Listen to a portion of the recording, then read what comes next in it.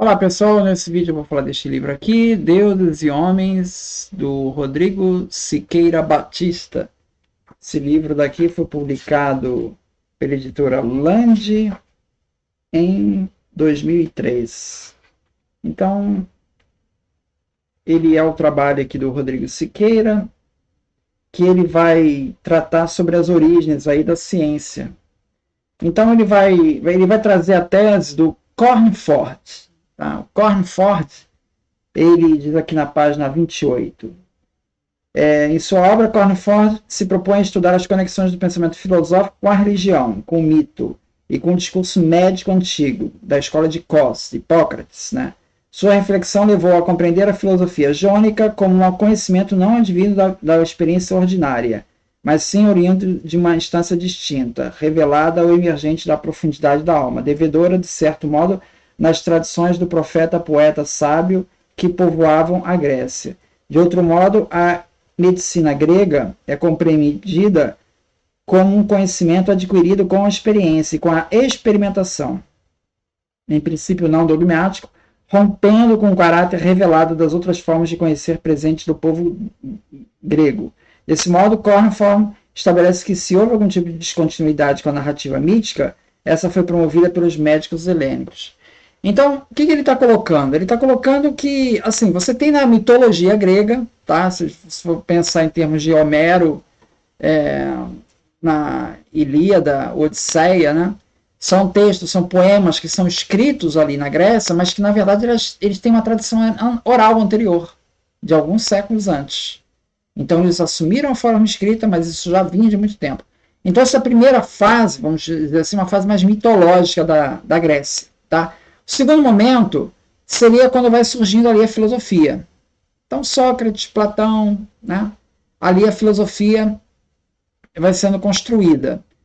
Então, alguns autores defendem que há ali uma ruptura entre esse pensamento mitológico e esse pensamento da filosofia grega. Tá? O autor aqui, o Rodrigo Siqueira Batista, ele vai dizer que não, que na verdade essas coisas elas se misturam. Tá? Então você vai identificar elementos de racionalidade lá na mitologia grega. Tá? E vai encontrar elementos poéticos, mitológicos, aqui na filosofia grega. Então essas coisas estão embrincadas uma na outra. Tá? Mas então, quando é que então a gente pode dizer que há um pensamento mais científico, e científico no sentido de experimentação? Quando é que a gente pode perceber esse movimento? Bom, existem alguns autores, né? O Burnett, ele vai dizer que a gente já começa a perceber essa presença da experimentação já em alguns trabalhos de alguns filósofos.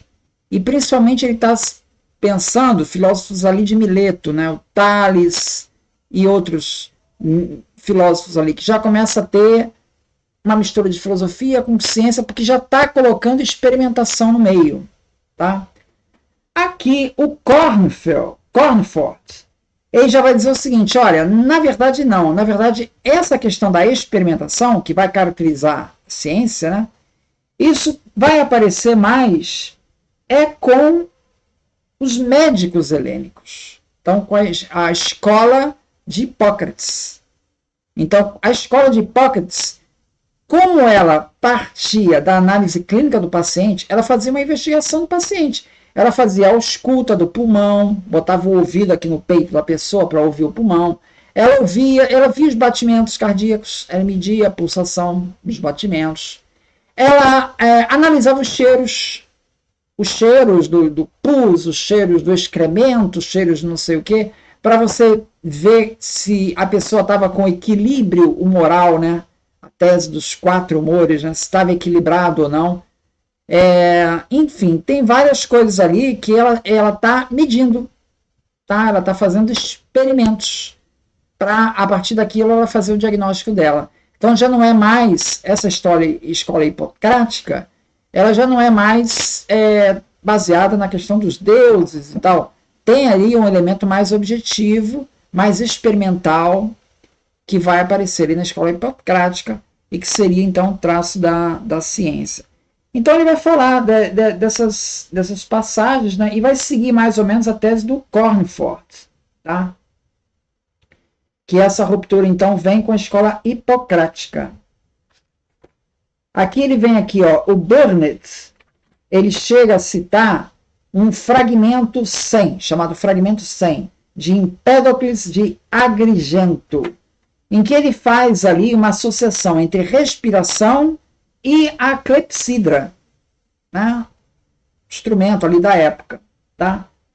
Ele faz essa associação. Então já tem uma coisa experimental ali, né? Aí ele diz assim, esse fragmento representa um dos pilares para a hipótese de que a filosofia pré-socrática, lá do Empédocles, ela já se constituíra como saber eminentemente empírico, uma vez que é estabelecida uma analogia entre a filosofia respiratória e um fato da observação comum à época, usando lá uma clepsidra. A posição contrária de alguns autores em relação à preeminência da observação sobre a inspiração na gênese do pensamento filosófico grego é inclusive duramente criticada. Então,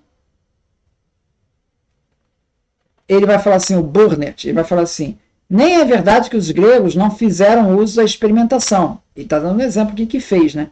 O advento do método experimental data do tempo em que as escolas médicas começaram a influenciar o desenvolvimento da filosofia. E, consequentemente, verificamos que o primeiro experimento de caráter moderno registrado é o de Empédocles, com a clepsidra. Constatamos com a sua própria descrição disso e podemos ver como isso leva a quase antecipar Harvey e Torricelli. É inconcebível que um povo curioso tivesse aplicado o método experimental em um único caso, sem estendê-lo a outros problemas. Então, ele fala que esses seriam precursores da ciência, seriam filósofos já precursores da ciência. Tá? Bom, o Rodrigo Batista ele não vai se convencer desses argumentos, porque ele vai dizer o seguinte, olha, na verdade ele não está, a partir do experimento, chegando a uma conclusão científica. Ainda não é isso.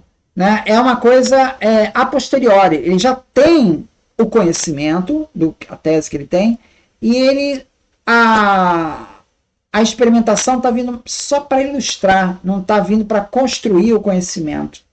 Então ele está dizendo que ainda não é isso. Vai acontecer a construção do conhecimento ali na medicina de Hipócrates. Tá? Então é essa transição que ele chama atenção. Aqui na página 256, já no epílogo, ele vai falar assim, o que há de tão íntimos e estreitos, existem íntimos e estreitos pontos de continuidade ou de contato entre a poesia de Homero e Hesíodo, Ilíada, Odisseia, Teogonia e os Trabalhos dos Dias, e a filosofia originária. Então a filosofia, ela não vai ser uma ruptura com esse pensamento mitológico, ela vai estar intrincada um no outro, tá? O que é constatável nos vários elementos demarcados dos poemas que, como destacado, se fizeram recorrentes nos fragmentos dos primeiros pensadores. Então, os pensadores fazem uso dessa mitologia.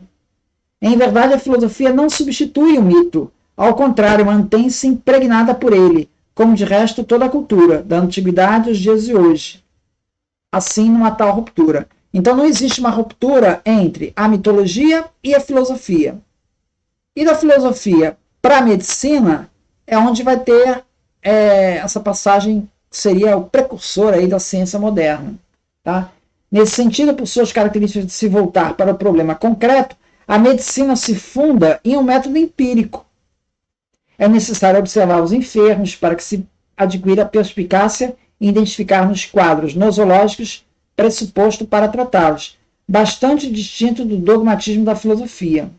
Mas como se almejou demarcar, independentemente do seu decisivo traço empírico, a medicina hipocrática é herdeira da filosofia e, por consequente, do mito, o que se refere a vários pontos em seu repertório doutrinário, como a tese dos humores e dos poros, os quais foram elaborados no âmago das concepções pré-socráticas. Então ele está meio que defendendo essa continuidade. Ele dá um exemplo aqui dos hospitais, né?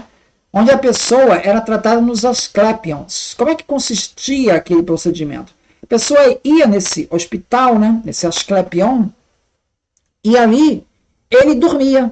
Ele dormia, passava uma noite ali, e nessa noite, Asclepion, o deus Asclepion, vinha em sonho para essa pessoa e tocava na parte do corpo que estava doendo e fazia ali uma descrição ali no sonho. Essa pessoa depois acordava e de manhã ela falava para o sacerdote o sonho que ela teve. Olha, eu tive um sonho com Asclepion, não sei o que, e ele fez isso, ele estava caminhando assim, assim, assado.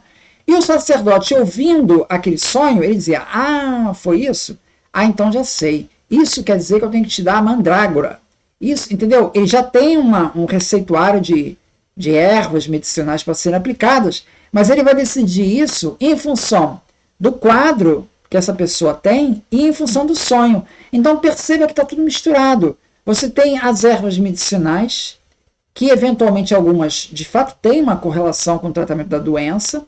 Você tem a análise da pessoa, o quadro clínico dela, e você tem o Deus também participando. É nesse sentido que mitologia e ciência, está tudo entrelaçado, né? É nesse sentido.